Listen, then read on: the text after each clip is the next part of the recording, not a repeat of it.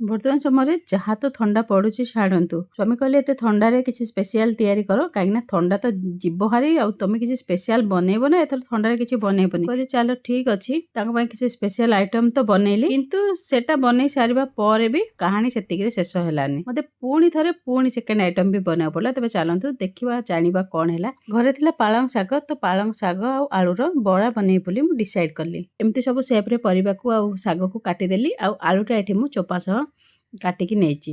ତାପରେ ଏଥିରେ ଲୁଣ ପକେଇକି ତାକୁ ଆମେ ଛାଡ଼ିଦେବା। ଲୁଣ ପକେଇକି ଛାଡ଼ିଦେଲେ ସେଥିରୁ ସବୁ ପାଣି ବାହାରି ପଡ଼ିବ। ଅଧଘଣ୍ଟେ ଛାଡ଼ିଦେଲା ପରେ ସେଥିରୁ ପାଣି ବାହାରି ଯାଇଥିବ। ତା ସାଙ୍ଗେ ଦରକାର ଅନୁସାରେ ସେଥିରେ ମସଲା ଆମେ ସବୁ ମୁଁ ପକେଇ ଦେଇଛି। ଏବେ ସେଥିରେ ଆମେ ବେସନ ଆଉ ଚାଉଳ ଗୁଣ୍ଡ ମିଶାଇବା, ଦୁଇଟା ଯାକ ସମାନ ପ୍ରପୋର୍ସନରେ ମିଶାଇବା। ତ ଆପଣ ଯେଉଁ ଅନୁସାରେ ଯେତିକି ଆମାଉଣ୍ଟ ନେଇଛନ୍ତି ସେଇ ହିସାବରେ ମିଶାନ୍ତୁ, ଯେମିତି ଏଟା ହାତରେ ସେପ୍ ଏମିତି ଭାବରେ ଆସିବ ହାରି। ତାପରେ କିଛି ମୁଁ ତାକୁ ବରା ସେପ୍ରେ ଛାଣିଛି, ଆଉ କିଛି ରାଉଣ୍ଡ ସେପ୍ରେ ଛାଣିଛି। ଆପଣ ଯଦି ବରା ସେପ୍ରେ ଛାଣି ପାରିଲେ ଭଲ କଥା, ଯଦି ନ ଛାଣି ପାରିଲେ ତେବେ ରାଉଣ୍ଡ ସେପ୍ରେ ଏମିତି ଛାଣି ଦିଅନ୍ତୁ।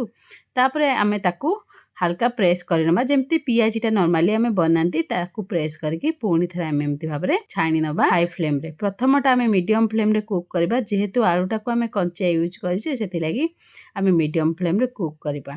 ଆଉ ଏଇଟା ବନେଇ ସାରି ସ୍ୱାମୀଙ୍କୁ ନେଇ ଦେଲି, ସେ ଖାଇଲେ, ଖାଇ ପିଇ ସାରି କହିଲେ ନା ମନ ବୁଝିଲାନି, ପକୁଡ଼ିଟା ନିହାତି ଦରକାର ମୋର। ତାପରେ ପୁଣି ଗଲି ଆଳୁ ପିଆଜର ପକୋଡ଼ା ପୁଣି ଥରେ ପ୍ରିପାରେସନ୍ କଲି। ଆପଣମାନଙ୍କ ସହ ଯଦି କାହା ସହ ଏମିତି ଆଗରୁ ହେଇଛି ମତେ କମେଣ୍ଟ କରି ନିଶ୍ଚିତ ଜଣାଇବେ।